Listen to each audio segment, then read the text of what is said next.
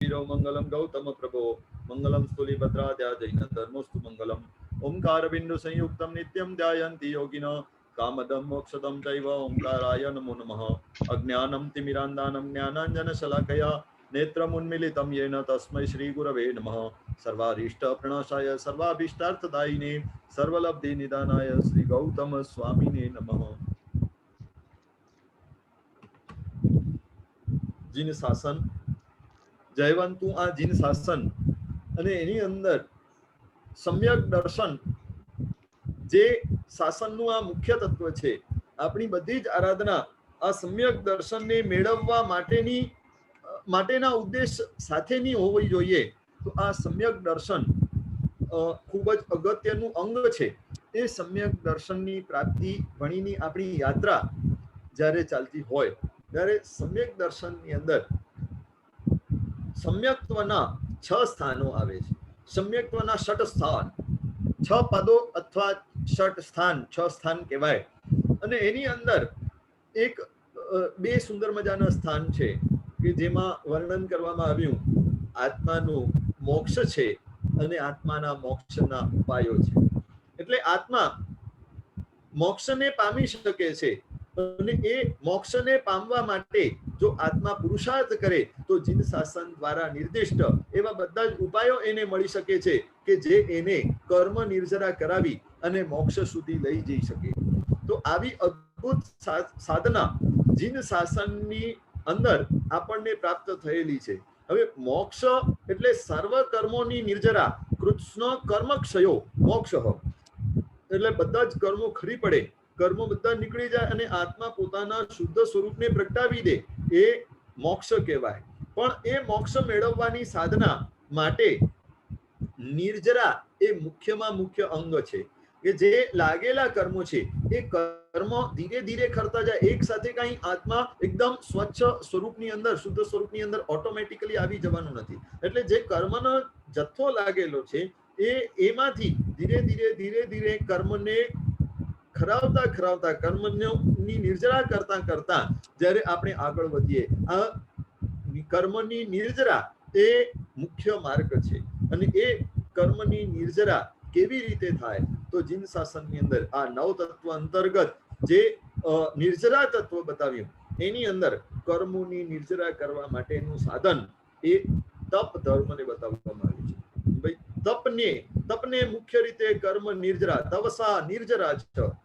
તપ એ કઠોરમાં કઠોર કર્મની નિર્જરા કરવા માટેનું મુખ્ય સાધન ગણવામાં આવ્યું છે. તો આ તપ કેવું કરવાનું એના વિશે આપણે કદાચ ચર્ચા કરી હતી. લગભગ એ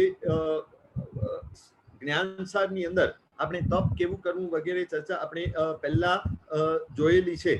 તો તપના 2 વિભાગો, બાહ્ય તપ અને અભ્યંતર તપ. બાહ્ય તપ આપણે બધા જ જાણીએ છીએ, પણ આમ જોવા જઈએ તો બાહ્ય તપની અંદર પણ જે 24 નવકારસી થી માંડી અને 6 મહિનાના ઉપવાસ સુધીના જેટલા પણ તપ છે, આંબીલ હોય કે એકાસણું હોય, બેસણું હોય, પોરસી, 60 પોરસી, નવકારસી વગેરે બધું જ હોય, પ્લસમાં 8 ઉપવાસ હોય, 16 તત્વો હોય, માસક સમણ હોય, એનાથી આગળના 6 મહિના સુધીના ઉત્કૃષ્ટ તપ જ્યારે જીન શાસનમાં અત્યારના પરમાત્મા મહાવીર દેવના શાસનમાં બતાવવામાં આવ્યા છે. તો એ બધા જ બાહ્ય તપો, આ જે 12 પ્રકારના તપ છે એમાં 6 જે બાહ્ય પ્રકાર છે એમાં એક અનશન નામનું તપ, એની અંદર આ બધા જ તપો સમાઈ જાય છે. તો વિચાર કરો કે જીન શાસનની તપની ડેફિનેશન કેટલી વિસ્તરિત હશે કે આપણે જેને તપ માનીએ છીએ, આપણે જેટલું પણ તપ માનીએ છીએ, કોઈ ઉપવાસ કરે કે આંબીલ કરે કે એકાસણ કરે, એ આપણને તપ લાગે છે, આપણને લાગે કે એ મહાતપસ્વી છે, એ એના જીવનની અંદર તપ એવું સુંદર મજાનું રહેલું છે, એનું મોઢું ક્યારે પણ કોરું હોતું નથી, ક્યારે પણ છૂટું મોઢું હોતું નથી, અને કાયમી કંઈક ને કંઈક ઓછામાં ઓછું બેસણું તો હોય જ છે. એટલે આપણને લાગે કે એ તપ કરીએ. આપણી ગણતરી જે તપને શોધે છે અને જે તપને માને છે એ બધા જ તપ 12 માંથી એક પ્રકારના અણસણ પ્રકારના તપની અંદર બધા જ તપો આવી ગયા છે. બીજા 11 તપો ઘણીવાર આપણને ખ્યાલમાં પણ આવતું નથી કે એ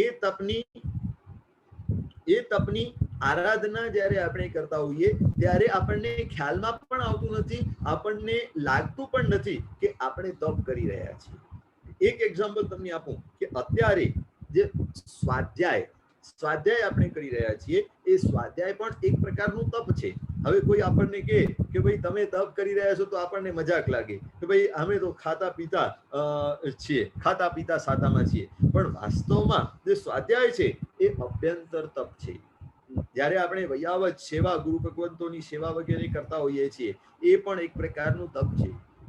જ્યારે પર્વાધિરાજ આદિના દિવસોમાં કે નોર્મલી તમે પ્રતિક્રમણ વગેરે કરતા હો, એ પ્રતિક્રમણની અંદર જ્યારે કાયોત્સર્ગ આવે કે પર્યુષણની અંદર નોર્મલ જે પક્ષી પ્રતિક્રમણ આવે 14 પ્રતિક્રમણ, એની અંદર 12 લોકસનો કૌશક, પછી ચોમાસીની અંદર 20 લોકસનો કૌશક, સંવત્સરીના પર્યુષણના સંવત્સરીની અંદર 40 લોકસનો કૌશક આવે।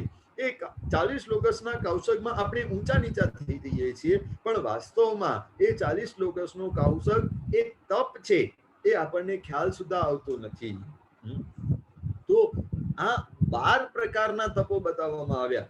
એ 12 માંથી લગભગ પ્રચલિત આ અણસણ નામનો તપ જ છે। તો આ બાહ્ય તપ કરતા પણ વધારે મહત્વના અંતરંગ તપો એટલે અભ્યંતર તપો, પ્રાયશ્ચિત, વિનય, વૈયાવજ, ધ્યાન, કાયોત્સર્ગ, આ બધા જે અભ્યંતર તપો છે, સ્વાધ્યાય, આ 6 પ્રકારના અભ્યંતર તપો ખૂબ જ મહત્વના બતાવવામાં આવ્યા। અને જીનસનની અંદર જ્ઞાનસાર વગેરે ગ્રંથોની અંદર સ્પષ્ટ રીતે વાત કરી કે અભ્યંતર તપ મુખ્ય છે અને અભ્યંતર તપ જ ઈષ્ટ છે, અભ્યંતર તપ જ કરવા જેવું છે। આ અભ્યંતર તપની પુષ્ટિ માટે, અભ્યંતર તપની પુષ્ટિ માટે એટલે અભ્યંતર તપને હેલ્પ કરી શકે, અભ્યંતર તપને આગળ વધારી શકે, એટલા માટે બાહ્ય તપનું મહત્વ છે। શું બતાવ્યું કે અભ્યંતર તપ મહત્વનું છે, કરવા જેવું અભ્યંતર તપ જ છે। અભ્યંતર તપને બૂસ્ટ મળે, અભ્યંતર તપની પુષ્ટિ થાય, અભ્યંતર તપ વધારે ને વધારે આપણા જીવનની અંદર અવતરે, એના માટે જે સહાયક બને એવો બાહ્ય તપ કરવો જરૂરી છે। જો બાહ્ય તપ કર્યા પછી અભ્યંતર તપ પુષ્ટ ન થતું હોય, ઉલટો કરમાઈ જતો હોય, તો એવું બાહ્ય તપ કરવાની જીન શાસનને સ્પષ્ટ રીતે ના પાડી છે। એ આપણને એ બધું ક્લાસિફિકેશન સમજવા જેવું છે કે મુખ્યતા મહાપુરુષોએ શું ગોઠવી, અભ્યંતર તપની મુખ્યતા ગોઠવવામાં આવી કે ભાઈ સ્વાધ્યાય, કાયોત્સર્ગ, ધ્યાન, આ બધા જે પ્રાયશ્ચિત, વિનય, વૈયાવજ, આ જે અભ્યંતર તપો છે, એ અભ્યંતર તપો જો સીધાતા હોય તો એવો બાહ્ય તપ કરવાની સ્પષ્ટ રીતે ના પાડવામાં આવી કે ભાઈ તમે ઉપવાસ કરો અને ઉપવાસ કર્યા પછી તમારી સ્વાધ્યાય કરવાની તાકાત ન હોય, કે પછી તમારે કૌશકમાં ચિત્ત ન ચોંટતું હોય, કે તમે ધ્યાન રોજ કરતા હો અને ઉપવાસના દિવસે ધ્યાન કરવામાં મન ન લાગતું હોય, સ્થિરતા ન આવતી હોય, તો એવો ઉપવાસ કરવાની પણ શાસન મનાઈ કરે છે। અભ્યંતર તપની પુષ્ટિ થાય એવો બાહ્ય તપ કરવો જરૂરી છે। તો એના પરથી સમજી શકાય કે અભ્યંતર તપ કેટલું મહત્વનું હશે। અને એ અભ્યંતર તપની અંદર સ્વાધ્યાય વગેરે આપણે કરીએ, પણ એમાં સૌથી મુખ્ય જે અંગ હતું એ છે ધ્યાન। અનંત તીર્થંકરોએ અને અનંત મહાપુરુષોએ આ ધ્યાનની સાધના પોતાના જીવનની અંદર કરેલી છે। અનંત તીર્થંકરોએ જેને મુખ્ય માર્ગ બનાવી અને એના આલંબન દ્વારા પોતાના જીવનની અંદર સાધના કરી, અનંત મહાપુરુષોએ દીક્ષા વગેરે લીધા પછી જેનું આલંબન લીધું એ ધ્યાન, એ મુખ્ય માર્ગ હતું, એ હાઈવે હતું મોક્ષમાં જવા માટે, કર્મ નિર્જરા કરવા માટે, કર્મને દળાદળ બાળી નાખે એવું આ ધ્યાન હતું। એટલા માટે એક પાઠ આવ્યો, ધ્યાનાગ્નિ નિર્દગ્ધ કર્મ બીજમ। શું કે છે? ધ્યાન રૂપી અગ્નિ। ધ્યાન એટલે શું? ધ્યાનને અગ્નિની ઉપમા આપવામાં આવી કે ધ્યાન એક એવો અગ્નિ છે જેની અંદર કર્મો નાખવામાં આવે તો એ નિર્દગ્ધ કર્મ બીજમ, કર્મના બીજ સાથે એ કર્મો બધા બળી જાય છે। એટલે માત્ર કર્મો બળતા નથી, પણ કર્મના જે બીજ છે, કર્મના જે મૂળ છે, જો મૂળ જ્યાં સુધી બળતા નથી ને ત્યાં સુધી કર્મ ફરી ફરી આવવાની શક્યતા છે. જેમ વૃક્ષોને બાળવામાં આવે, ઘણીવાર અહીંયા ઇન્ડિયામાં વૃક્ષોને કાપવા કરતા ઘણીવાર બાળી નાખવામાં આવે, ઘણું બધું જંગલ વગેરે વધારે હોય તો બાળી નાખવામાં આવે, પણ જ્યાં સુધી મૂળ બળતા નથી ત્યાં સુધી વૃક્ષને ફરી પાછા ઉગવાના સ્કોપ છે. તો જ્યાં સુધી કર્મનું મૂળ બળતો નથી ત્યાં સુધી કર્મનું આવવું ચાલુ જ રહેવાનું છે, અને એ કર્મ જો બંધાશે તો કર્મનો ઉદય પણ ચાલુ જ રહેવાનું છે. એટલે આ ધ્યાન શું કરે છે? કર્મને તો બાળે છે.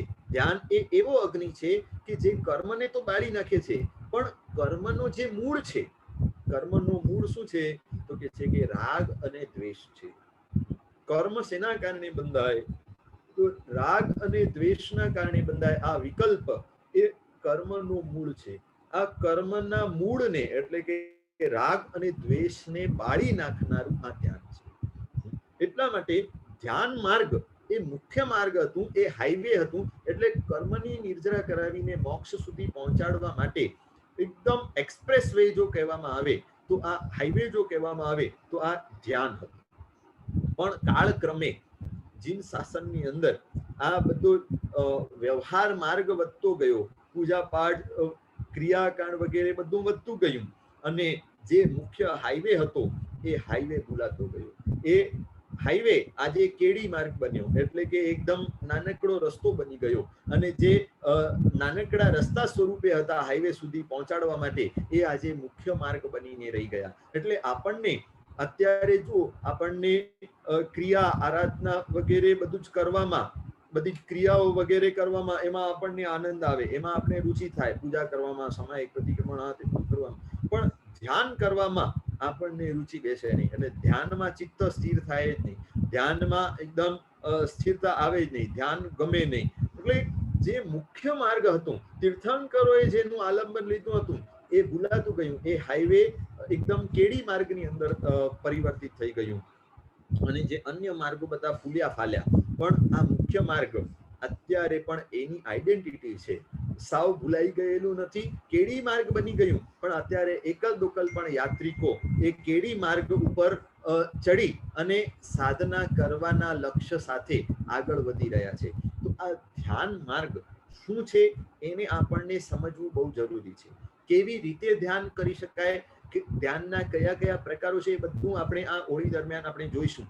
કેવી રીતે ધ્યાન કરવું, કેવું ધ્યાન ધરવું, અને ધ્યાનના સ્ટેજસની અંદર, સ્ટેપ્સની અંદર કેમ સ્ટેપ બાય સ્ટેપ આગળ વધતા જવું, કેમ પ્રગતિ કરવી. એનાથી પહેલા આ જે ધ્યાન છે, ધ્યાન જે કર્મોને બાળે છે, જે કર્મના મૂળને રાગ દ્વેષને બાળે છે, એવું આ ધ્યાન, એની અંદર પ્રગતિ ક્યારે થાય? જ્યારે આપણી લાયકાત એ ધ્યાન કરવા માટેની હોય તો એની અંદર 100% આપણને રિઝલ્ટ પ્રાપ્ત થઈ શકે. જો આપણી અંદરની પાત્રતા ન હોય, આપણી લાયકાત ન હોય ને ગમે તેટલું ધ્યાન કરીએ, પણ એ ધ્યાન એનું વાસ્તવિક ફળ સુધી આપણને પહોંચાડી શકશે નહીં. એટલે સાઈડ બાય સાઈડ જો ધ્યાન પણ શરૂ કરવાનું છે, આપણી પાસે સમય બહુ ઓછો છે. આ માનવ ભવ રૂપી સમય આપણને જે મળ્યો છે એ ક્યારે પૂરો થઈ જશે કાંઈ કહેવાશે નહીં. એટલે આપણે વિચારીએ કે આ બધી યોગ્યતાઓ આવે પછી ધ્યાન કરશું તો આ ભાવ તો પૂરો થઈ જવાનો છે. તો યોગ્યતાઓને પ્રગટ કરવા માટે, યોગ્યતાઓ કેળવવા માટે આપણને પુરુષાર્થ કરવાનું છે, અને સાથે સાથે ધ્યાનની પ્રેક્ટિસ પણ સ્ટાર્ટ કરીને એમાં પણ પ્રગતિ કરવાની છે. જેમ જેમ ધ્યાનમાં પણ પ્રગતિ થશે, સાથે સાથે યોગ્યતાઓ પણ પ્રગટતી જશે, અને જેમ જેમ યોગ્યતાઓ પ્રગટતી થશે તેમ તેમ ધ્યાન એનું વાસ્તવિક તાત્વિક ફળ આપણને આપી શકશે. તો આ ધ્યાન જે ધરે છે, ધ્યાન જે ધરે છે એની અંદર કેવી ક્વોલિટીઝ હોવી જોઈએ? તો સૌથી પહેલા તો ધ્યાન એ શું છે એને સમજવા માટે ખૂબ જ સરળ ભાષાની અંદર જો 3 શબ્દ આવે છે: ધ્યાતા, ધ્યેય અને ધ્યાન. ધ્યાતા, ધ્યેય અને ધ્યાન. ધ્યાતા એટલે શું? જે ધ્યાન ધરે છે એને ધ્યાતા કહેવાય. ધ્યેય એટલે શું? જેનું ધ્યાન ધરે છે, જ્યાં પહોંચવા માટે જેનું આલંબન લઈને જેનું ધ્યાન ધરે છે એ આપણું ધ્યેય. હવે આ ધ્યાતા અને ધ્યેયની વચ્ચેનું જે કનેક્શન કરાવે છે એને ધ્યાન કહેવાય. ધ્યાન ધરનાર એ ધ્યાતા જેનું ધ્યાન ધરે છે એ ધ્યેય અને એ ધ્યાતા અને ધ્યેયની વચ્ચેનું જે લિંક કરાવી આપે છે, જે કનેક્શન કરાવી આપે છે, એને કહેવાય ધ્યાન. એટલે જો નવપદજીની ઓળી આપણે શરૂ કરી છે, એ ઓળીના તમે જે અહીંયા સિદ્ધચક્રની પૂજન કરશો અથવા સિદ્ધચક્રની આરાધના કરશો, આંબિલની ક્રિયાઓ વગેરે કરશો, ખમાસણા આપશો, તો એની અંદર દુહાઓની અંદર, દરેક દુહાઓની અંદર આ જ વાત આવશે, અરિહંત પદ ધ્યાતો થકો. અરિહંત પદના દુહાની અંદર શું વાત આવે છે? અરિહંત પદ ધ્યાતો થકો, એટલે અરિહંત પદનું ધ્યાન ધરવાનું છે. પછી આવે છે રૂપાતીત સ્વભાવ જે કેવલ દંશણ નાણીને તે ધ્યાતા નિજ આત્મા, એટલે સિદ્ધ પદનું પણ ધ્યાન ધરવાનું છે. પછી આચાર્ય પદ માટે આવે છે ધ્યાતા આચાર્ય બલા, એટલે આચાર્ય પદનું ધ્યાન આપણને ધરવાનું. વારંવાર આ ધ્યાન શબ્દ દરેક દુહાઓની અંદર મૂકી અને આપણને એવી રીતે જાગૃત કર્યું છે કે આ બધા જે નવપદજીના તત્વો છે એ ધ્યેય છે, અને એ ધ્યેય સુધી પહોંચવા માટે આપણે ધ્યાતા છીએ. તો એ બંનેનું અરિહંત અને આપણું કનેક્શન કોણ કરાવશે? તો ધ્યાન કરાવશે. સિદ્ધનું અને આપણું કનેક્શન કોણ કરાવશે? તો ધ્યાન કરાવશે. આચાર્ય, ઉપાધ્યાય, સાધુ, દર્શન, જ્ઞાન, ચારિત્ર કે તપ, આ દરેકે દરેક નવપદજીની સાથે આપણું કનેક્શન કોણ કરાવશે? તો માત્ર ને માત્ર ધ્યાન કરાવશે. એટલે દુહાઓની અંદર ક્યાં પણ એમ નથી મૂક્યું કે અરિહંત પદ પૂજો થકો, અરિહંત પદ આરાધો થકો, અરિહંત પદનું ખમાસણું દઈએ એટલે અરિહંત સાથેનું કનેક્શન થાય, એવું નથી લખ્યું. અરિહંત પદની પૂજા કરી લઈએ એટલે કનેક્શન થઈ જાય, એવું નથી લખ્યું. પણ અરિહંત પદનું ધ્યાન ધરીએ તો અવશ્ય અરિહંતની સાથે કનેક્શન થાય. એટલા માટે બતાવવામાં આવ્યું કે ધ્યાતા એક બાજુ છે, ધ્યાન બીજી બાજુ છે, એ બંનેનું લિંક, એ બંનેનું કનેક્શન કરાવી આપે છે, એને ધ્યાન કહેવાય છે. અને એ ધ્યાન ક્યાં સુધી કરવાનું? આ ધ્યાન ક્યારે પૂરો થાય? તો કહે છે કે જ્યારે ધ્યાતા અને ધ્યેય બંને એક થઈ જાય, જે દ્વૈત છે, બે છે, એ બંને મર્જ થઈ અને એક થઈ જાય, અદ્વૈત થઈ જાય, ત્યાં સુધી ધ્યાન કમ્પલસરી છે. એટલે ત્યાં સુધી ધ્યાન સહાયક બને છે. ધ્યાતા અને ધ્યેય બંને એક બની જાય એટલે આપણે અને અરિહંત બંને એક બની જઈએ, આપણી આઈડેન્ટિટી અને અરિહંતની આઈડેન્ટિટી એક થઈ જાય, આપણે અરિહંતની આઈડેન્ટિટીમાં લયલીન બની જઈએ, સમર્પિત બની જઈએ, અરિહંતમય બની જઈએ, પછી ધ્યાનની કોઈ જરૂરત રહેતી નથી. એટલે ત્યાં સુધી ધ્યાન આપણને સહાય કરશે. ધ્યાતા અને ધ્યેય બંનેનું એકાકાર થવું, ત્યાં સુધી ધ્યાન માર્ગની અત્યંત આવશ્યકતા છે. તો આ ધ્યાન માર્ગ, એની અંદર આપણને આગળ વધવાનું છે. તો એના માટે આપણા જીવનની અંદર કેવી ક્વોલિટીઝ હોવી જોઈએ? આપણા જીવનની અંદર આપણું જીવન કેવું હોવું જોઈએ કે એ જીવન દ્વારા આપણે ધ્યાનમાં વિશેષ પ્રગતિ કરી શકીએ? તો એના માટે આપણે યોગ શાસ્ત્ર, જે યોગ શાસ્ત્ર છે, કલિકાલ સર્વજ્ઞ આચાર્ય ભગવાન હેમચંદ્રાચાર્યજી મહારાજા, એમને કુમારપાળ રાજાની માગણીથી, કુમારપાળ મહારાજા પોતાના પૂર્વ જીવનની અંદર જ્યારે ધર્મ પામ્યા નહોતા ત્યારે હિંસા, શિકાર, મદિરાપાન વગેરે બધા જ વ્યસનોથી યુક્ત હતા. અને જ્યારે ધર્મ પામ્યા એના પછી હેમચંદ્રાચાર્યજીને સમર્પિત થયા ત્યારે એમને ભારોભાર પશ્ચાતાપ થાય છે કે ક્યાં મેં પૂર્વ જીવનની અંદર આવું બધું કર્યું, મારા દાંતો એટલા બધા ખરડાયેલા છે, માંસ, મદિરા, શિકાર, આવા બધા વ્યસનોથી મારું આખું મોઢું, મારા બધા 32 દાંત એ બધા ખરડાયેલા છે. એટલે જ્યારે ગુરુનો સંપર્ક થયો ત્યારે ગુરુને પ્રશ્ન કરે છે કે ભાઈ હવે ભૂલ થઈ તો ગઈ છે, હવે એને રિવર્સ તો કરી શકવાના નથી, તો આ ભૂલનું પ્રાયશ્ચિત શું? હવે મારે આ દાંતોની શુદ્ધિ કરવી હોય તો કેવી રીતે કરવી? એના માટે તમે સરસ મજાનું મંજન તૈયાર કરી આપો. હવે આચાર્ય ભગવાન છે એ કઈ સામાન્ય મંજન તો તૈયાર કરે નહીં, એટલે આચાર્ય ભગવંતે ખૂબ જ યુક્તિપૂર્વક મંજન તૈયાર કર્યું. કેવું મંજન કર્યું? એક યોગ શાસ્ત્ર ગ્રંથ બનાવ્યું અને બીજો વિતરાગ સ્તોત્ર ગ્રંથ બનાવ્યો. બે ગ્રંથો બનાવ્યા એક્સક્લુઝિવલી ફોર કુમારપાળ રાજા. કુમારપાળ રાજાની વિનંતીથી અને કુમારપાળ રાજા માટે આ બે ગ્રંથો બન્યા છે. યોગ શાસ્ત્ર અને વિતરાગ સ્તોત્ર. યોગ શાસ્ત્રની અંદર 12 ચેપ્ટર્સ છે. કેટલા? 12 ચેપ્ટર્સ. અને વિતરાગ સ્તોત્રની અંદર 20 ચેપ્ટર્સ છે, 20. આ 20 અને 12 32 આ 32 ચેપ્ટર્સ એનું રોજ તમારે સ્વાધ્યાય કરવાનું. સવારના ઉઠી અને મોઢામાં પાણી નાખતા પહેલા આ 32 ચેપ્ટર્સનું સ્વાધ્યાય કરી અને 32 દાંતોની શુદ્ધિ કરી લીધા પછી જ મોઢામાં પાણી નાખવાનું. અને કુમારપાળ રાજાએ આવી રીતે સંકલ્પ કર્યો અને જ્યારથી આ શાસ્ત્રો રચાયા એમના હાથમાં આવ્યા ત્યારથી આજીવન જીવનના અંત સુધી પ્રતિદિન આ 32 અધ્યાયનો 32 ચેપ્ટર્સનું સ્વાધ્યાય અવશ્ય મેવ કરતા. તો એમાં આ જે યોગ શાસ્ત્ર છે એ યોગ શાસ્ત્રની અંદર શ્રાવક જીવનને રિલેટેડ ખૂબ જ સુંદર મજાનું વર્ણન આચાર્ય ભગવંતે કરેલું છે. અને એમાં જે અષ્ટાંગ યોગ, જે યમ નિયમ આસન પ્રાણાયામ વગેરે અષ્ટાંગ યોગ છે એની અંદર જે ધ્યાન આવે છે એ ધ્યાન નામનો પ્રકાશ, ધ્યાન વિશેની જાણકારી યોગ શાસ્ત્રના 7મા પ્રકાશની અંદર એટલે કે 7મા ચેપ્ટરની અંદર કરેલી છે.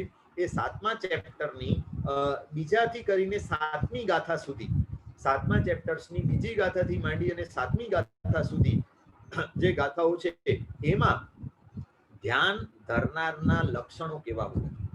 ધ્યાન ધરનાર વ્યક્તિ એટલે કે ધ્યાતા, અર્યંતાદિ પદોનું ધ્યાન જે ધરનાર વ્યક્તિ હોય, પરમાત્માનું ધ્યાન ધરનાર જે વ્યક્તિ હોય, પરમાત્મામય બનવાનું પુરુષાર્થ કરનાર જે વ્યક્તિ હોય, ધ્યાન દ્વારા કર્મ નિર્જરા માટે સજ્જ થયેલ જે વ્યક્તિ હોય, એ વ્યક્તિ એના જીવનની અંદર શું ક્વોલિટીઝ હોવી જોઈએ.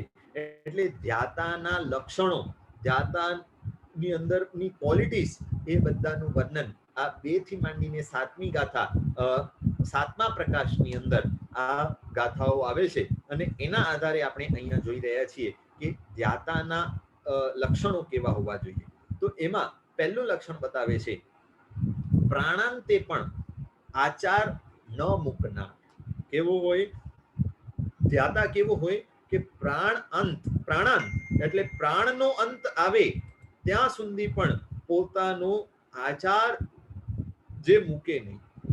પ્રાણનો અંત થવા આવે, એવા મરણાંત કષ્ટો આવે કે અત્યારે મૃત્યુ આવી જશે પણ એ પોતાનું સત્વ એટલું ફોરવીને રાખે, પોતે એટલો સત્વશીલ હોય કે ભલે મૃત્યુ આવી જાય પણ મારે મારા સ્વીકારેલા વ્રતો, મેં જે પ્રણિધાન કર્યું છે, મેં જે નિયમ કર્યું છે, મેં જે સંકલ્પ કર્યું છે એ સંકલ્પની અંદર હું ડગમગાયમાન થઈશ નહીં. એનો પ્રણિધાન, એનો સંકલ્પ એટલો બધો મજબૂત હોય. પણ ધ્યાન કરવા માટે આપણને પહેલા પ્રણિધાન એટલું બધું મજબૂત કરવું પડશે કે ભાઈ ના, મારે કર્મોની નિર્જરા કરીને મોક્ષ સુધી પહોંચવું જ છે. માત્ર આમ ઉપરની વાત નહીં ચાલે કે જ્યારે ભગવાનની પાસે હોઈએ ત્યારે આપો ને મહારાજ અમને મોક્ષ સુખ આપો, અને પછી દેરાસરમાંથી બહાર નીકળીએ અને પછી મારે તો પૈસા જોઈએ છે, મને મોક્ષની સાથે અત્યારે કાંઈ લેવા દેવા નથી. એ તો જ્યારે ભગવાનની પાસે જાઉં ત્યારે મોક્ષ માંગવાનું, અને બહાર આવું ત્યારે મોક્ષ માંગવાની, મોક્ષ એટલે શું એ પણ ખ્યાલ ન હોય.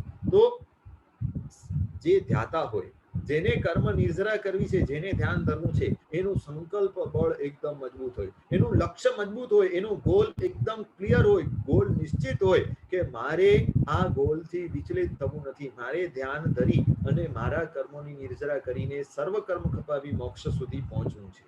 પોતે સ્વીકારેલ જે વ્રતો છે, નિયમો છે, એની અંદર એ અડગ હોય. કુમારપાળ મહારાજાનું સત્વ યાદ આવે કે કુમારપાળ મહારાજા જ્યારે હેમચંદ્રાચાર્યજી પાસેથી ધર્મ પામ્યા અને હેમચંદ્રાચાર્યજીએ અહિંસામય જીન ધર્મ એમને સમજાવ્યું ત્યારે અહિંસાનું વ્રત એટલું બધું એમના હૃદયની અંદર ઉતરી ગયું કે હવે સૂક્ષ્મમાં સૂક્ષ્મ હિંસા કરવા પણ જીવ ચાલતું નથી. તો ત્યારે નવરાત્રીના આ દિવસો આવ્યા. આ જે નવરાત્રીના દિવસો અત્યારે ચાલુ છે, સાતમ, આઠમ અને નોમ, આજનો દિવસ એટલે સાતમ, આઠમ અને નોમ, આ 3 દિવસો આવ્યા. અને ત્યારે કુમારપાળ રાજાની પૂર્વ પરંપરાની અંદર એમના બધા પૂર્વજો ની એવી પરંપરા હતી કે કુળદેવીને સાતમના દિવસે 700 પાડાઓનો વધ કરી એમની બલિ આપતા, પછી આઠમના દિવસે 800 પાડાઓ આપતા અને નોમના દિવસે 900 પાડાઓ આપતા. એવી રીતે બલિ પૂર્વજો એમના બધા જ આપતા હતા. પણ જ્યારે આ ધર્મ સમજાયું ત્યારે કુમારપાળ મહારાજા તો ચિસ્કારી કરી ઉઠ્યા કે હું નાનામાં નાના જીવને પણ અભયદાન આપવા માટે બંધાયેલો છું, નાનામાં નાના જીવની પણ રક્ષા કરવા માટે હું તત્પર બનેલો છું, અને ક્યાં આ મોટા મોટા પંચેન્દ્રિય એવા પાડાઓની બલિ હું, અને એ પણ 700 800 900 એવા પાડાઓની બલિ હું કેમ આપું? ત્યારે યુક્તિ કરી કે ભાઈ 700 પાડાઓ હું કુળદેવીના મંદિરની અંદર આખી રાત માટે ભરી દઈશ. સાતમના દિવસે 700 પાડાઓ કુળદેવીના મંદિરની અંદર ભરીને રાખી દઈશ. દેવીને જેટલા પાડાઓ જોઈતા હોય એટલાને મારે, બાકી બીજા દિવસે સવારના જો પાડાઓ બહાર આવે તો સમજી લેવાનું કે દેવીને પાડાઓની જરૂર નથી. તો એ પ્રમાણે આઠમના દિવસે 800 પાડાઓ ભરીને રાખ્યા, અને નોમના દિવસે 900 પાડાઓ ભરીને રાખ્યા, અને બીજા દિવસે જ્યારે જ્યારે દરવાજા ખોલવામાં આવ્યા ત્યારે બધાના બધા પાડાઓ આમને આમ બહાર આવ્યા. એટલે કોઈ પણ પાડાઓનો વધ દેવીએ કર્યો નથી. જો આ કુળદેવી વગેરે જે પણ છે એ બધા જ વ્યંતર નિકાયના દેવો હોય. એટલે વ્યંતર નિકાયના દેવો બીજાને હેરાન પરેશાન કરવામાં, એટલે બીજાની ચિસ્કારીઓ જે નીકળે, દુઃખી થાય અને રાડો પાડે, એમાં વ્યંતર દેવોને આનંદ આવતો હોય. હલકી કક્ષાના દેવો એટલે એમને બીજાને પીડિત કરવામાં, દુઃખી કરવામાં, બીજા દુઃખી થાય તો એમાં આ લોકોને આનંદ આવતો હોય, મોજ આવતી હોય. એટલા માટે બાકી એ લોકોને માંસ વગેરે, બલિ વગેરે કાંઈ પણ જોઈતું હોતું નથી. એટલે દેવીએ કાંઈ પણ વધ કર્યું નહીં, પણ દેવીને આનંદ ન મળ્યું એટલા માટે કુળદેવી કોપિત થઈ ગઈ, અને કુળદેવીએ ત્રિશૂળથી પ્રહાર કર્યો. એના કારણે કુમારપાળ રાજાના સંપૂર્ણ શરીરની અંદર કોઢ રોગ થઈ ગયો. એવો કોઢ નીકળે કે પસ વગેરે, પસ રસ વગેરે નીકળતો હોય કન્ટિન્યુઅસ. આખી કાયા એવી થઈ ગઈ કે ગલત કોઢ એવો નીકળવા લાગ્યો, દુર્ગંધ સહિતનો કોઢ. હવે કુમારપાળ રાજા કહે છે કે ભાઈ આવો કોઢ લઈને હું જો બહાર જઈશ તો લોકો જીન શાસનની નિંદા કરશે. એના કરતા તો મંત્રીશ્વરને કહે છે કે ભાઈ મારી ચિતા તૈયાર કરો, એ ચિતાની અંદર બળી જાઉં તો ચાલશે, પણ જીન શાસનની નિંદા ન થઈ જવું જોઈએ, અને મારો અહિંસાનો વ્રત ભંગ ન થઈ જવો જોઈએ. તો એક એવી અડગતા હતી, એવી સત્વશીલતા હતી, અને મંત્રીશ્વરે કહ્યું કે આપણે એનાથી પહેલા આચાર્ય ભગવંતનું ગાઈડન્સ લઈએ. અને ત્યારે હેમચંદ્રાચાર્યજીએ પાણી મંત્રિત કરી આપ્યું સૂરી મંત્રથી, અને એ મંત્રિત પાણીના પ્રભાવે કુમારપાળ રાજાનો બધો જ કોઢ રોગ ઓટોમેટિકલી જતો રહ્યો, અને દેહ ફરી પાછો નિર્મળ થઈ ગયો. તો આ એમની સત્વશીલતા હતી. લીધેલા વ્રતની અંદર પોતે સત્વશીલ બની અને સ્થિર રહ્યા, અડગ રહ્યા. તો ધ્યાન ધરનારના લક્ષણ આત્મ સાધના કરવા માટે, કર્મ નિર્જરા કરવા માટે જે અડગ થઈને આગળ વધવા વાળો વ્યક્તિ હોય, એનું મુખ્ય લક્ષણ શું? તો કે છે કે પ્રાણાંતે પણ લીધેલા આચારોને એ છોડે નહીં, એવો હોવો જોઈએ. પછી બીજો છે બધા જ જીવોને પોતાની માફક જોનાર હોય, પોતાના જેવો જ જોતો હોય. બધા જીવો અપ્પા સો પરમ અપ્પા, બધા જ આત્માઓ એ પરમાત્મા સમાન છે. જેવો મારો આત્મા છે એવા જ જગતના બધા જ આત્માઓ છે. આત્મવત સર્વભૂતેષુ, પોતાના આત્માની જેમ બધા જ જીવોને જોનારું હોય. અને એટલા માટે જેમ પોતાના દોષો દેખાતા નથી, તેમ કોઈ પણ જીવના દોષો એમને દેખાય નહીં, બધાના ગુણો દેખાય. જો આ દ્રષ્ટિ આવે, આ દ્રષ્ટિનો વિકાસ થાય તો બધાના ગુણો દેખાતા જાય, અને બધાની અંદર સારપ દેખાતી જાય. ક્યાં પણ ખોટું દેખાય નહીં, ક્યાં પણ દોષો દેખાય નહીં. અને એના કારણે જગતના સર્વ જીવો પ્રત્યે વાત્સલ્યનો ભાવ આવે, કરુણાનો ભાવ આવે, બધા જીવો પ્રત્યે એક પ્રકારનો મૈત્રીનો ભાવ આવે. તો એ મૈત્રી ભાવની ભૂમિકા ઉપર ધ્યાન જણાય.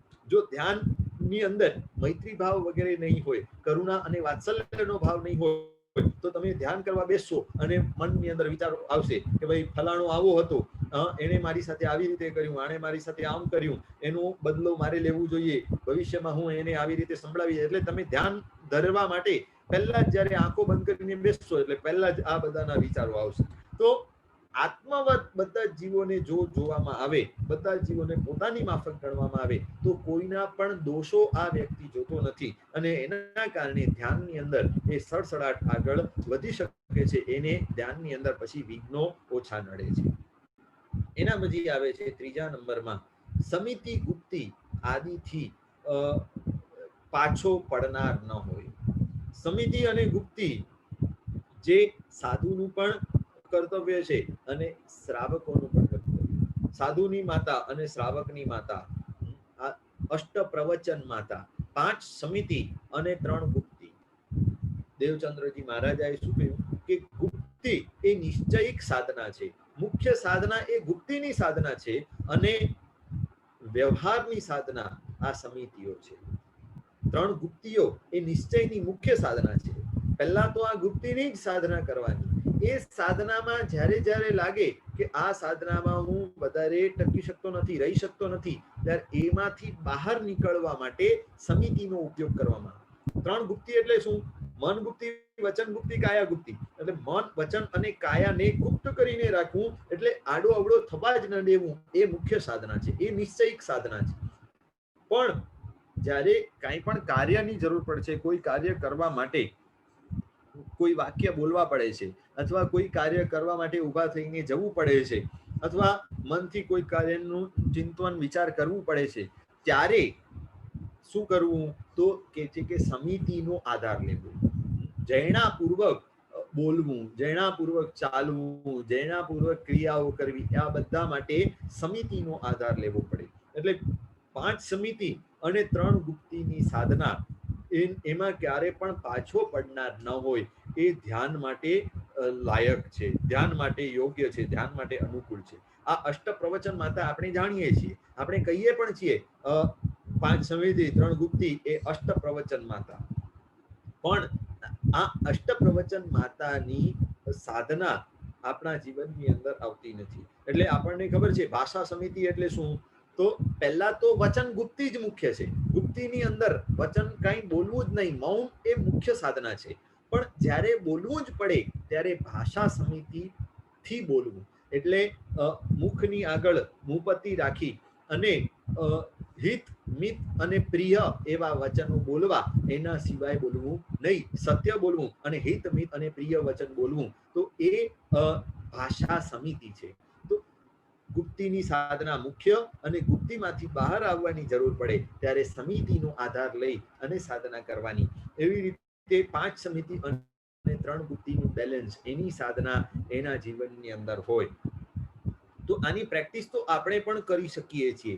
કે જેમ જો મહાપુરુષો તો એવા હતા, ધર્મ, રુચિ, અણગાર, જો પરઠવવા માટે ગયા અને કડવી તુંબડીનું શાક આવી ગયું હતું, એકદમ કડવો શાક, હવે ત્યાં પરઠવવા માટે ગયા અને ત્યાં એનું એક ટીપું પડ્યું તો જોયું તો ઘણી બધી કીડીઓ આવી ગઈ છે અને ત્યાં એ મૃત્યુ પામી રહી છે. તો મારાથી આ ન થાય, એના કરતા મારી હત્યા થઈ જશે, મારું મોત આવી જશે તો ચાલશે, પણ બીજા જીવોની ઈરાદના હું થવા નહીં દઉં. એટલે સમિતિ અને ગુપ્તિની આરાધના ડગલે અને પગલે કરવાની છે. પંચાચારની સાધનાની અંદર ડગલે અને પગલે સમિતિ અને ગુપ્તિની આરાધના અવશ્યમેવ આવશે. એટલે એને માતા કહી છે. માતા જેમ પડકો છોડે નહીં, બાળકનો પડકો ન છોડે, એવી રીતે શ્રાવક અને સાધુનો પડકો આ છોડતી નથી. 5 સમિતિ અને 3 ગુપ્તિ, એની સાધનાની અંદર એકદમ પરોવાયેલા આપણને રહેવાનું છે. એના પછી આવે છે ચોથો લક્ષણ આવે છે, ટાઢ, તાપ, વાયરા વગેરેથી એક ખેદ પામનાર ન હોય. ટાઢ તડકો હોય, તાપ આવતો હોય, ભયંકર તાપ હોય, ભયંકર વાયુ વાતો હોય, તે છતાં પણ પોતાના ધ્યાનની અંદર એ સ્થિરાસન, એને આસનની સિદ્ધિ એવી કરી હોય કે એકદમ સ્થિર ચિત્ત, એને કોઈ પણ પરિસ્થિતિ વિચલિત કરી શકતી નથી. યાદ આવે ઓલા સાલીભદ્રજી આટલી દોમ સાહેબી એમની પાસે હતી, અને આ સાહેબીને છોડી અને જ્યારે દીક્ષા લઈને નીકળ્યા અને પરમાત્માની આજ્ઞા લીધી કે ભાઈ અમારે વૈભારગીરી ઉપર સાધના કરવી છે.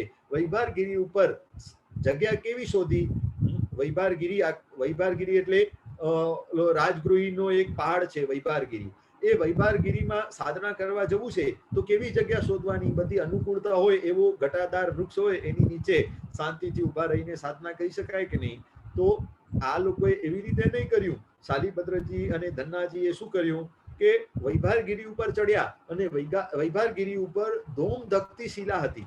સૂર્યનો તાપ ડાયરેક્ટલી જે શિલા ઉપર, મોટા પથ્થર, વિશાળ પથ્થર ઉપર પડતો હતો, અને એના કારણે એકદમ તપી ગયેલી એવી શિલા, એ શિલા ઉપર સાધના કરવા માટે ઉભા રહી ગયા. એટલે ટાઢ, તડકો વગેરે માત્ર સહન કરવાનું પણ સામે ચાલીને સહન કરવા માટે કટિબદ્ધ બન્યા. આવા લોકો ધ્યાન માર્ગની અંદર પ્રગતિ કરવા માટે સમર્થ છે.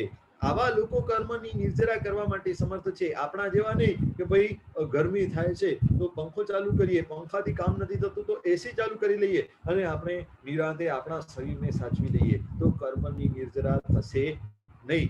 વિપરીત પરિસ્થિતિઓ, પ્રતિકૂળતાઓ સહન કરવા માટે જે કટિબદ્ધ હોય એવો આ ધ્યાનનો સાધક હોય. એના પછી આવે છે અજરામર પદ અપાવનાર એવું અમૃત રસાયણ પીવા માટે જે ઈચ્છુક હોય. યોગ નામનું જે અમૃત રસાયણ છે, આ ધ્યાન વગેરેની ક્રિયાઓ, એ યોગિક ક્રિયાઓ, પરમ યોગની ક્રિયાઓ, એને મેળવવા માટે, એને પ્રાપ્ત કરવા માટે, અજરામર પદ એટલે કે મોક્ષ પદ સુધી પહોંચાડવા માટે આ અમૃત રસાયણ પીવા માટે એ ઈચ્છુક હોય, એ તત્પર હોય કે ભલે ગમે તે થાય, મારે આ આત્મ સાધના કરવી છે, મારે આ ધ્યાનની સાધના કરવી જ છે અને ધ્યાનની અંદર આગળ વધી અને મારે મારા કર્મોની નિર્જરા કરવી છે. આ એક એના માટે કટિબદ્ધ હોય અને ઉત્સુક હોય, ઈચ્છુક હોય, તરસ્યો હોય. તરસ, આ જે પ્યાસ છે, જે તરસ છે, એ ખૂબ જ અગત્યની છે. એના પછી આવે છે 6થા નંબરમાં રાગ, દ્વેષ અને ક્રોધમાન માયાલોભ આદિથી દૂષિત ન હોય. ધ્યાનનો સાધક કેવો હોય?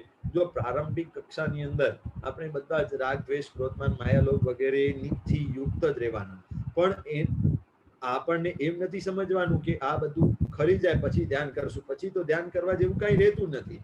એટલે ધ્યાનની અંદર પ્રગતિ કરતા કરતા સાથે આપણા જીવનમાંથી આ વિભાવો અને વિકલ્પો કેમ દૂર થાય એના માટે પ્રગતિશીલ રહેવાનું છે, એના માટે પુરુષાર્થશીલ રહેવાનું છે. માત્ર ઘણા લોકો છે ને ધ્યાન માર્ગની અંદર આગળ વધે, વિશિષ્ટ ધ્યાનો કરતા હોય, પોતાના જીવનની અંદર મેડિટેશન વગેરે કરતા હોય, પણ સાથે સાથે મહાપુરુષોએ આ ચેતવણી બતાવી કે પોતાના જીવનની અંદર આ બધા પરિવર્તન લાવશો તો ધ્યાન તમારું કર્મ નિર્જરા કરાવનારું બનશે. એટલે રાગ, દ્વેષ વગેરે વિકલ્પો અને આ કષાયો, વિભાવો વગેરેથી જે પર થનાર હોય, એટલે એ કસાયો અને વિકલ્પો વગેરેને પણ જોનારો હોય, દ્રષ્ટા ભાવે જોઈ અને સહજ ભાવે આગળ વધનારો હોય. એમાં પરોવાય નહીં, એની અંદર ભળી ન જાય. વિચારો આવે, વિચારોની અંદર ભળી ન જાય, વિકલ્પો ન કરી બેસે, પણ સ્થિર રહી અને આત્મ સાધના લક્ષ્ય સાથે જ જે આગળ વધતો હોય, તો એ એવો સાધક ધ્યાન માટે યોગ્ય છે. એના પછી 7મા નંબરમાં આવે છે સર્વ કાર્ય કરવામાં જે નિર્લેપ હોય અને સંસારમાં રમણતા કરનાર ન હોય, આત્મભાવની અંદર રમણતા કરનાર. સર્વ કાર્ય, સંસારના બધા જ કાર્યો એ કેવી રીતે કરતો હોય? નિર્લેપ ભાવે કરતો હોય. સંસારમાં રહેતો હોય પણ સંસારમાં રમનાર ન હોય, સંસારમાં રહે પણ સંસારમાં રમે નહીં, સંસારમાં રહે પણ સંસાર એમાં ન રહે, એવી રીતે સંસારનું જીવન જીવતો હોય. સંસારિક જીવન જીવવાની ના નથી. જો સમ્યક દ્રષ્ટિ જીવ હોય, આત્મજ્ઞ જીવ હોય, આત્મ સાધનાના માર્ગે આગળ વધનારો જીવ હોય, એ કેવો હોય? તો કે છે કે ભાઈ એ પણ તમારા મારી જેમ સંસાર ની અંદર રહેતો હોય, સંસારની જવાબદારીઓ નિભાવતો હોય, સંસારના કાર્યો બધા કરતો હોય, પણ એ બધું કરતો હોવા છતાં પણ એનાથી અલિપ્ત હોય. પાણીમાં રહેતા પણ જેમ કમળ અલિપ્ત રહે છે, એવી રીતે સંસારમાં રહેવા છતાં પણ આપણને સંસારથી અલિપ્ત રહેવાનું છે. તો ધ્યાન માટે યોગ્યતાઓનો વિકાસ જ્યારે કરવું છે, ત્યારે સંસારમાં હોવા છતાં પણ સંસારથી અલિપ્તતા કેવી રીતે મેળવવી છે, કેવી રીતે પ્રાપ્ત કરવી છે, એના માટે આપણને જાગૃત રહેવાનું છે.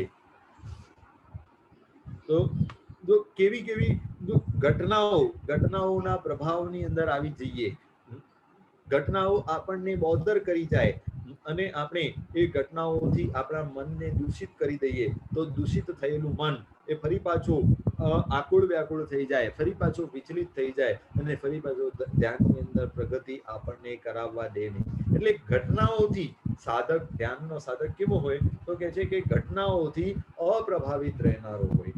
ઘટનાઓનો પ્રભાવ એના ઉપર ન પડે, ઘટનાઓ ઘટ્યા કરે અને પોતે પોતાના લક્ષ્યની ઓર ધ્યાન રાખતો હોય, પોતે પોતાના લક્ષ્ય તરફ આગળ વધતો હોય કે ભાઈ ઘટનાઓ થયા કરે, એનાથી મને કાંઈ બોધર થતું નથી અને હું એનાથી વિચલિત થતો નથી, એવો ધ્યાનનો સાધક હોય.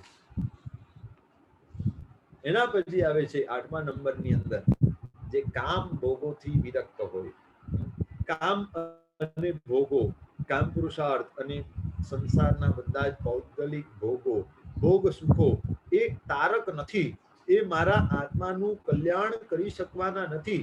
એ વાતની એને સ્પષ્ટ સમજણ હોય, એટલી ક્લિયર સ્પષ્ટ સમજણ છે કે ભાઈ કોઈ પણ પ્રકારે આ કામ ભોગો એની અંદર હું આસક્ત થઈશ તો મારા આત્માનું નુકસાન જ થવાનું છે. આ વાત એને ક્લિયર હોય. એટલે સંસારમાં રહેવા છતાં પણ જો પુણ્યના, જો આવા બધા લોકો પુણ્યશાળી હોય, હવે પુણ્યના ઢગલે ઢગલા પડેલા હોય અને એના કારણે ઉદયમાં આવેલા પુણ્યના કારણે સંપત્તિ સામગ્રીઓ વગેરેના પણ ઢગલાઓ થયેલા હોય, સંસારની અંદર બધી જ અનુકૂળતાઓના ઢગલા થયેલા હોય, ધન સંપત્તિ આદિના ઢગલાઓ થયેલા હોય, સ્વજનોના ઢગલા થયેલા હોય, સત્તાના ઢગલા થયેલા હોય, તે છતાં પણ એનાથી અલિપ્ત રહી શકતા હોય, એનાથી વિરક્ત રહી શકતા હોય, કામ અને ભોગોથી વિરક્ત રહી શકતા હોય, પદાર્થો મળે, પદાર્થો ભોગવતા હોય, તે છતાં પણ એ પદાર્થો ભોગવતા પણ એનાથી વિરક્ત રહી શકતા હોય. એટલે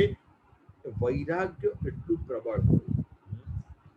આ ધ્યાન માટેના યોગી જે છે, જે ધ્યાતા છે, એ ધ્યાતાનું લક્ષણ શું કે વૈરાગ્ય એનું પુષ્ટ હોય.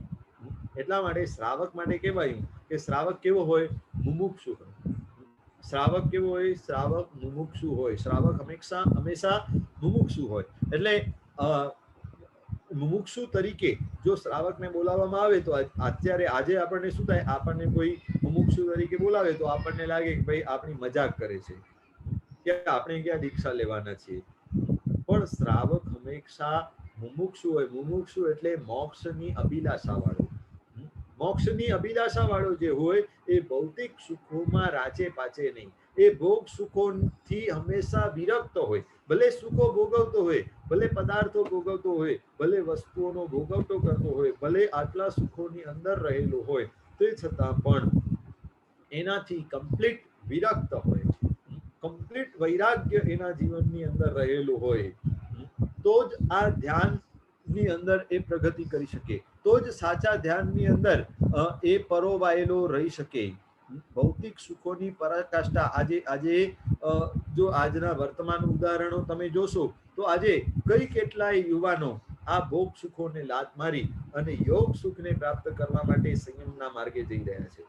ત્યારે આપણને શું લાગે કે ભાઈ આ લોકો આવા સુખને છોડી અને કષ્ટના માર્ગે જઈ રહ્યા છે. તો આપણી બુદ્ધિ શું ચાલે છે કે ભાઈ અહીંયા સુખ છે, આ સંસારમાં સુખ છે અને દીક્ષા લીધા પછી કષ્ટ આવશે.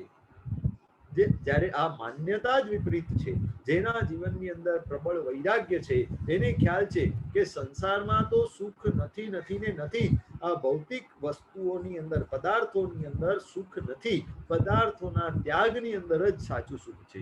એટલે વૈરાગ્યવાસી થઈ અને પદાર્થોનો ત્યાગ કરી દેશું તો જ સાચા આત્મિક સુખને પામી શકીશું. આ વાત જ્યારે સ્પષ્ટ થાય છે ને ત્યારે ભણેલા ગણેલા આવા યુવાનો પણ એક ઝાટકે સંસારને છોડી અને ત્યાગના માર્ગે નીકળી જઈ શકે છે. પન્યાસ ચંદ્રશેખર વિજયજી મહારાજા એ સમયની અંદર ધનાઢ્ય વ્યક્તિ, ધનાઢ્ય કુટુંબ હતું, ગર્ભ શ્રીમંત હતા અને એ ગર્ભ શ્રીમંતાઈની અવસ્થામાં એ ત્યાગના માર્ગે નીકળી ગયા.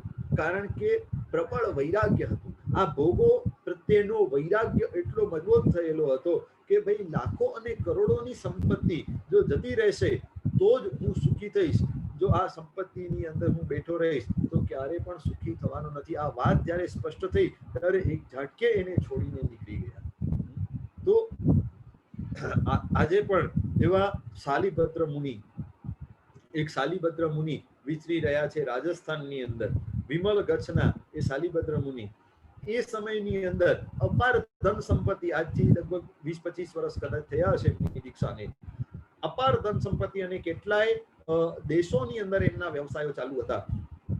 માતાની પાસે આવ્યા, માતાજી મારું બિઝનેસ જુઓ, આટલા વર્લ્ડના આટલા કન્ટ્રીઝની અંદર એક્સપાન્ડ થયેલું છે અને વર્લ્ડની આટલી બધી કન્ટ્રીઝમાં હું જઈ આવ્યો છું, ક્યાં પણ 5 સ્ટાર હોટલ સિવાય હું પગ મૂકતો નથી, પ્લેન સિવાય હું વાત કરતો નથી, ક્યાંય પગે ચાલવાનું રહેતું નથી.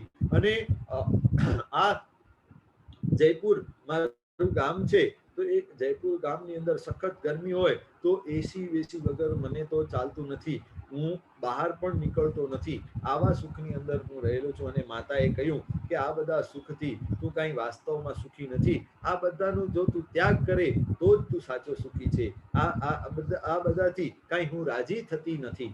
અને માતાને રાજી કરવા માટે તરત જ ઉપાશ્રયમાં ગયા. ઉપાશ્રયમાં ગુરુ ભગવંત પ્રવચન આપી રહ્યા હતા, અને ગુરુ ભગવંતને ઉભા થઈને વિનંતી કરે છે કે ભાઈ આજ સભાની અંદર અત્યારે ને અત્યારે જ મને દીક્ષા આપો. અને ત્યારે ને ત્યારે દીક્ષા એમની થઈ ગઈ.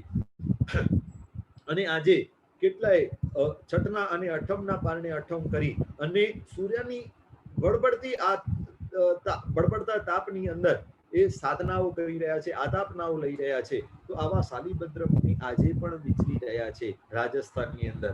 તો આ બધા જે ભોગ સુખોની પરાકાષ્ઠા હતી, એ ભોગ સુખો પ્રત્યે વિરક્તિ, જે વિરક્તિ જાગે છે, વૈરાગ્ય જાગે છે, એના કારણે સાધના માર્ગમાં, ત્યાગ માર્ગમાં, ધ્યાન માર્ગમાં અને કર્મ નિર્જરાના માર્ગમાં જવા માટે એ કટિબદ્ધ બને છે અને પુરુષાર્થશીલ બને છે. અને એકવાર ભોગ, શું વાત આવે છે, ભોગ વમ્યા જે મનથી ન ઈચ્છે, ભોગ વમ્યા જે મનથી ન ઈચ્છે. સાધુ પદની પૂજાની અંદર એક વાત આવે છે, જે ભોગને એકવાર વમી દીધા, છોડી દીધા, એને મનથી પણ ઈચ્છતા નથી. હવે આટલો ધન સંપત્તિ વગેરે બધું છોડી દીધું એટલે સાધુપણાની અંદર જઈને માત્ર ને માત્ર સાધના, માત્ર ને માત્ર ધ્યાન, માત્ર ને માત્ર આરાધના, કર્મ નિર્જરા માટેની સાધના. હવે ભોગના અંશનો પણ વિચાર એમના મનની અંદર આવતું નથી. તો સાધુપણાની અંદર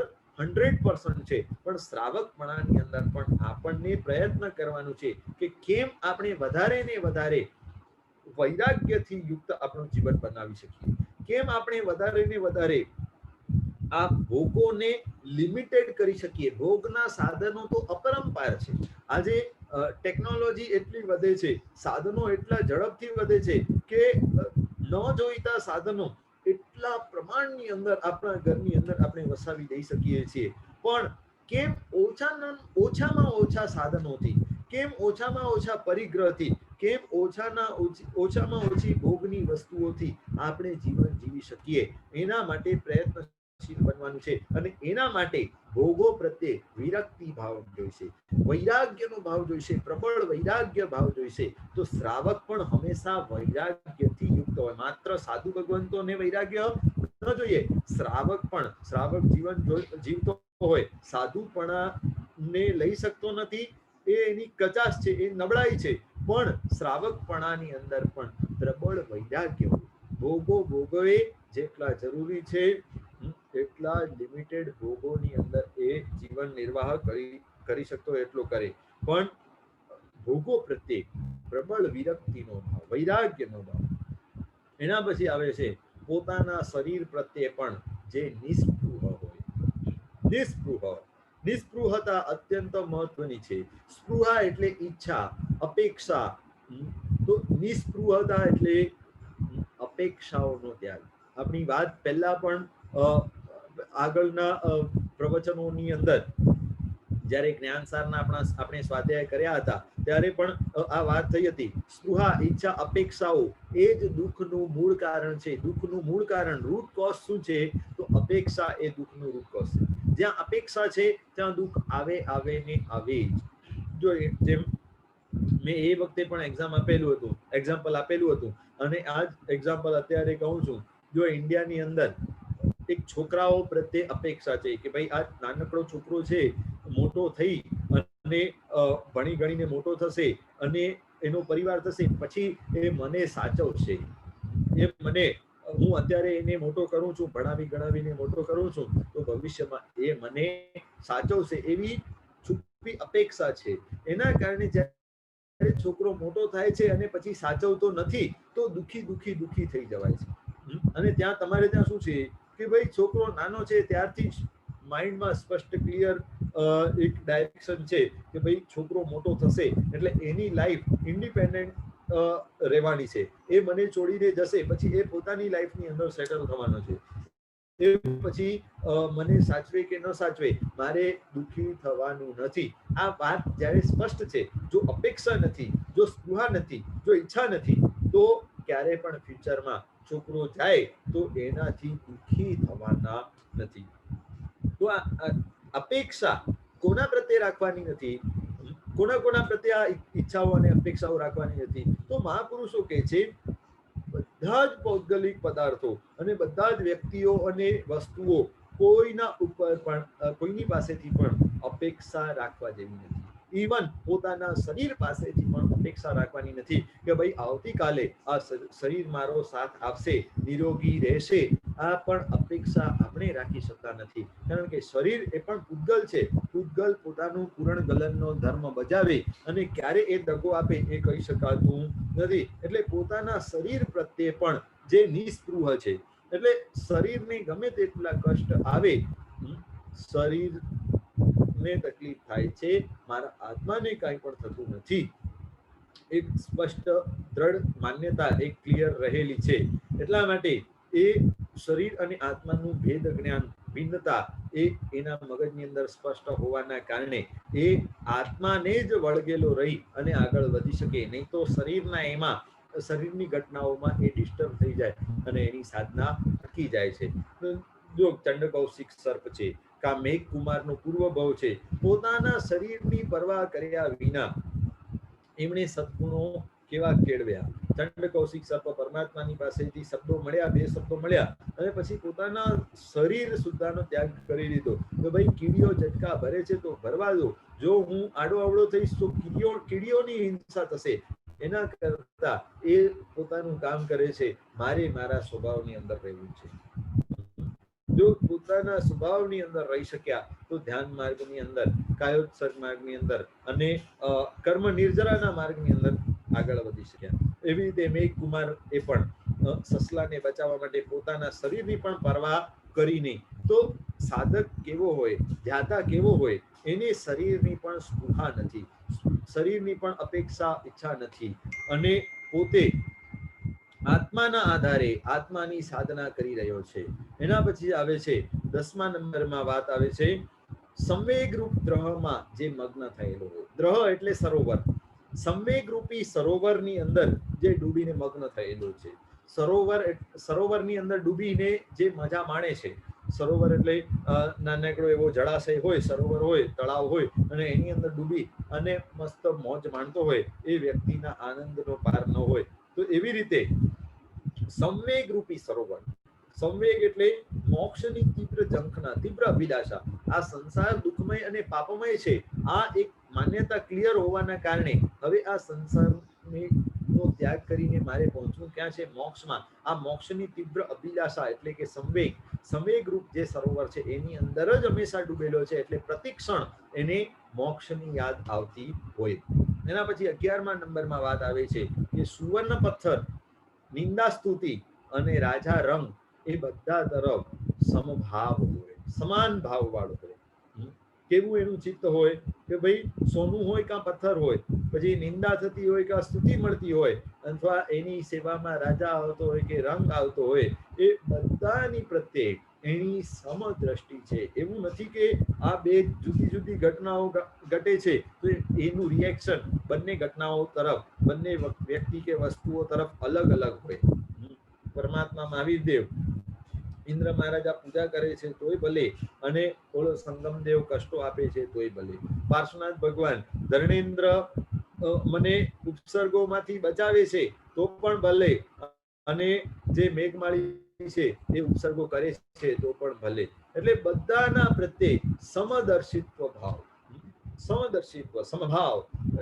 પછી સુવર્ણ પથ્થર કે રાજા રંગ, આ બધાનો ભેદભાવ એના મનની અંદર ન હોય. કલિકાલ સર્વજ્ઞ હેમચંદ્રાચાર્યજી મહારાજા એકવાર પાટણ નગરની અંદર આવ્યા અને સામૈયું એકદમ જોરદાર ઠાઠમાઠથી થયેલું, અને કુમારપાળ મહારાજા આગળ જ સામૈયામાં ચાલે, સામેથી ગુરુ ભગવંત દેખાયા અને ગુરુ ભગવંતે એકદમ જાડી ખાદીની, એકદમ જાડી એવી શરીરને ચૂપે એવી કામળી ઓઢી હતી.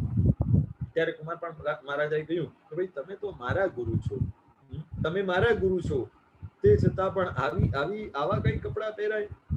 તમે જો મને આજ્ઞા કરો તો હું સારામાં સારા વસ્ત્રો તમને આપું. પણ ગુરુ ભગવાન કહે છે મને તો તમે પણ એક સરખા છો, અને રંક એટલે કે ભલે રાજા ગમે તેવું આપતો હોય, પણ રંક એટલે સામાન્ય શ્રાવક હોય, એ સામાન્ય શ્રાવકે પણ ભાવપૂર્વક વહોરાવેલી વસ્તુ હોય, એ પણ મારા માટે તો એટલી જ મહત્વની છે. તમારું મૂલ્યવાન વસ્ત્ર આવે તો પણ મને એના પ્રત્યે પણ એવો જ ભાવ રહેશે. અને કોઈએ આપેલી આવી ખાદીની એકદમ જાડી જે કામળી છે એ પણ મારા માટે તો એ જ કામ કરવાની છે, એટલે મને એમાં કોઈ ભેદભાવ નથી. તો આવા સાધકો જે જુદી જુદી પરિસ્થિતિઓની અંદર પણ પોતાના મનનું બેલેન્સ ટકાવી શકતા હોય, મનને સ્થિર ચિત્ત રાખી શકતા હોય, સમભાવની અંદર રાખી શકતા હોય, એ લોકો ધ્યાન માર્ગની અંદર વ્યવસ્થિત પ્રગતિ કરી શકે છે. એના પછી આવે છે સર્વ જીવો ઉપર અપાર કરુણા કરનાર. સર્વ જીવોને કરુણા દ્રષ્ટિથી જે જોનાર હોય, બધા જીવોના આત્મ તત્વને જોનાર હોય, દ્રવ્ય દ્રષ્ટિ એટલે કે મુખ્ય દ્રવ્યને જોનાર હોય, પર્યાય દ્રષ્ટિને જોનાર ન હોય. એટલે એની જે વર્તમાન પર્યાયો છે, વર્તમાન અવસ્થાઓ છે, એની અંદર કદાચ દોષો હોઈ શકે, પણ બધા જ જીવોની જે દ્રવ્ય દ્રષ્ટિ છે, એટલે એમનું આત્મ તત્વ છે, એ તો ત્રિકાલિક શુદ્ધ છે. એટલે એ તો અર્યંત અને સિદ્ધ જેવો જ શુદ્ધમાં શુદ્ધ આત્મ તત્વ છે. એટલે જો દ્રવ્ય દ્રષ્ટિ આવી જાય તો શું થાય કે પર્યાયોની અંદર જે ગડબડો દેખાય છે, દોષો દેખાય છે, એ દેખાતા બંધ થઈ જાય. એટલા માટે શું કહ્યું? અર્યંત પદ ધ્યાતો થકો દવહ ગુણ પજાય રે. આપણે કદાચ પહેલા આંબીલની હોળીમાં એનું વર્ણન થઈ ગયું હશે. દવહ ગુણ પજાય રે. અર્યંત પદનું ધ્યાન કેવી રીતે કરવાનું છે? દ્રવ્યથી, ગુણથી અને પર્યાયથી. દ્રવ્યથી એટલે આત્માની દ્રષ્ટિએ મારો આત્મા અને આ અર્યંતનો આત્મા એક સરખો છે. ગુણની દ્રષ્ટિએ એટલે અર્યંતની અંદર અનંત ગુણો છે, એવા જ અનંત ગુણો મારા આત્માની અંદર પણ છે, સેમ ટુ સેમ છે. ગુણથી પણ સરખા, દ્રવ્યથી પણ સરખા. માત્ર ફરક ક્યાં છે? પર્યાયની અંદર. પજાય એટલે પર્યાય. પર્યાયની અંદર અર્યંતની પર્યાય કેવી છે? શુદ્ધ છે, અને મારી પર્યાય કર્મના કારણે અશુદ્ધ છે. તો આ પર્યાય દ્રષ્ટિની જે અશુદ્ધિ છે, એ અશુદ્ધિને જો હું કાઢી દઉં, આ જે ફરક છે, આ જે ભેદ છે, એ ભેદનો જો છેદ કરી દઉં તો ભેદ છેદ કરી આત્મા અર્યંત રૂપી થાય. એટલે દ્રવ્ય અને ગુણથી તો સેમ છીએ, માત્ર પર્યાયની અંદર જે ડિફરન્સ છે, એ ડિફરન્સ જો કાઢી દઈએ તો પર્યાયથી પણ સેમ થઈ જઈએ અને અર્યંત સ્વરૂપી બની જઈએ. તો આપણને પર્યાય દ્રષ્ટિને જોવાનું નથી, પર્યાય દ્રષ્ટિની શુદ્ધિ કરવા માટે મથવાનું છે. પણ જોવાની દ્રષ્ટિ, જગતને જોવાની દ્રષ્ટિ, જીવોને જોવાની દ્રષ્ટિ કેવી હોવી જોઈએ? તો દ્રવ્ય અને ગુણમય દ્રષ્ટિ હશે તો બધાની અંદર આત્મ સમાન જ દેખાશે, બધાની અંદર શુદ્ધિ દેખાશે, બધાની અંદર પૂર્ણતા દેખાશે. તો સર્વ જીવો ઉપર કરુણા, વાત્સલ્ય ભાવ, મૈત્રી ભાવ વગેરે આવશે. એના પછી 13મા નંબરની અંદર શું કહે છે કે સંસારના સુખોથી જે પરાંગમુખ હોય, પરાંગમુખ એટલે વિમુખ થયેલો હોય, સંસારના સુખ એને ગમતા ન હોય. સંસારના સુખ મળે ભલે, પણ એ સંસારના સુખો એને ગમતા ન હોય. જો સંસારના સુખો મળે એ પુણ્યનું કારણ છે. સંસારમાં સુખો મળવા એ પુણ્યનો ઉદય છે, પણ સંસારમાં સુખો ગમવા એ પાપનો ઉદય. જેમ પૈસા મળવા, ધન સંપત્તિ વગેરે મળવી એ પુણ્ય ઉદય છે. પુણ્યના ઉદયના કારણે આ પૈસો મળે, પણ પૈસો ગમે એ પાપનો ઉદય કહેવાય. પૈસો તીવ્રતા એ ગમે, પૈસો આસક્તિ કરાવે અને તીવ્રતાની દ્રષ્ટિએ એમાં આપણે આસક્ત બની જઈએ તો એ આપણા પાપનો ઉદય છે. તો સંસારના સુખો મળે ભલે, પુણ્યના ઉદયથી મળે અને સહજ રીતે ભોગવીએ એની ના નહીં, પણ એની ઈચ્છા રાખનારો ન હોય. સંસારના સુખોથી પરાંગમુખ હોય, બિલકુલ આત્મ સુખ તરફ જ એની દ્રષ્ટિ હોય, સંસારના સુખોને એ પીઠ આપતો હોય.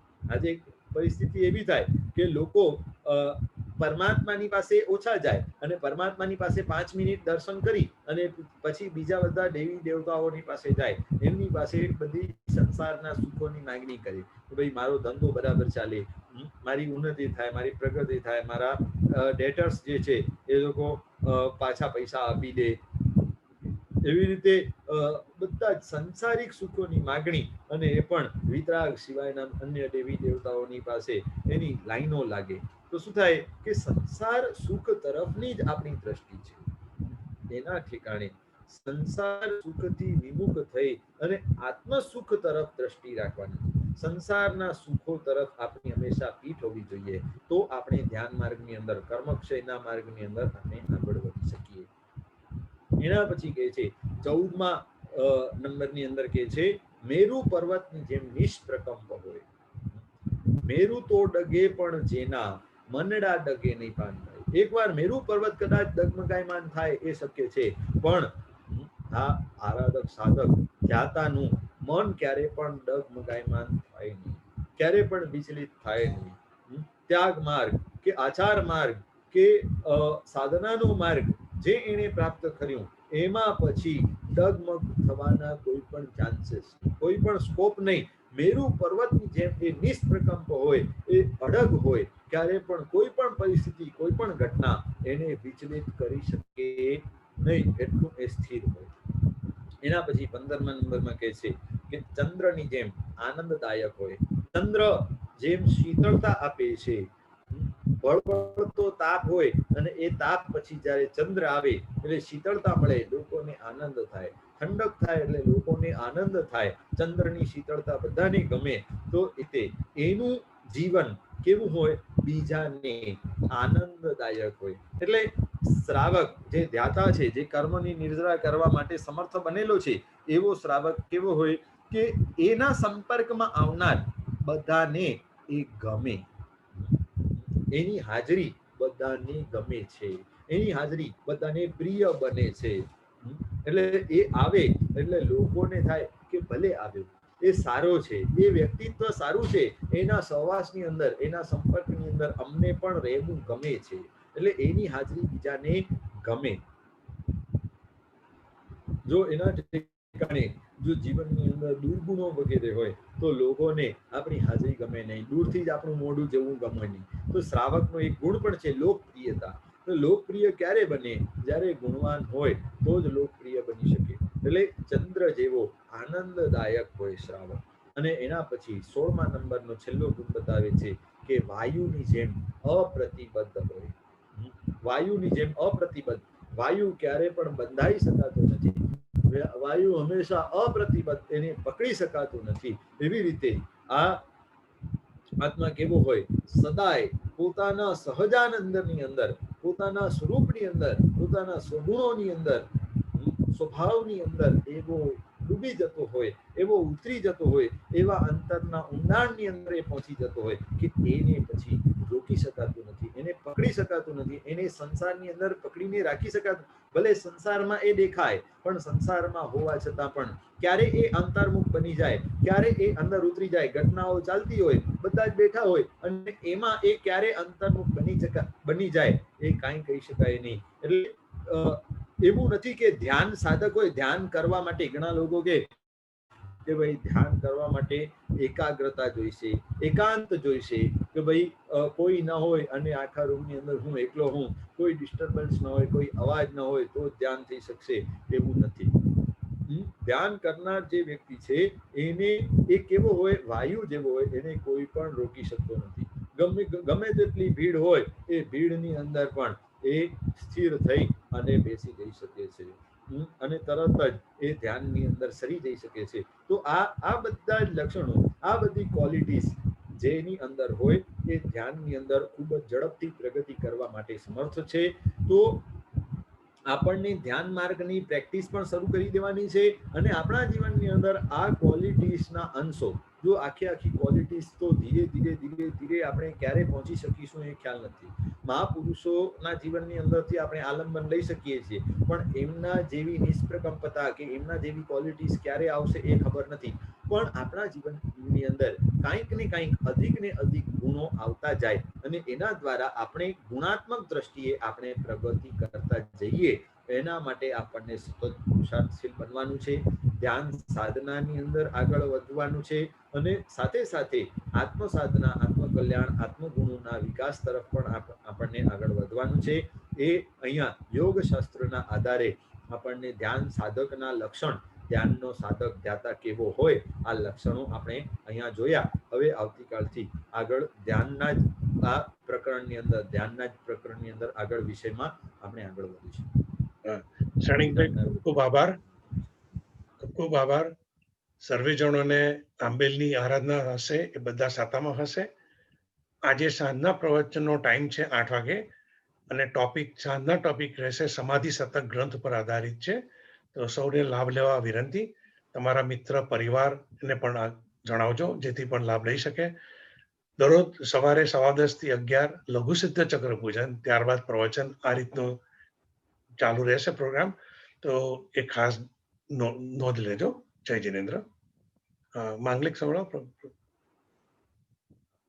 આજ્ઞાવૃત્તિ કાંઈ પણ બોલાય તો શાંતિપ્રમ. સર્વમંગલ મંગલ્યમ સર્વકલ્યાણ કારણમ પ્રધાનમ સર્વધર્માણમ જૈનમ જયતિ શાસનમ. બધા જ તપસ્વીઓ સાતામાં રહેજો.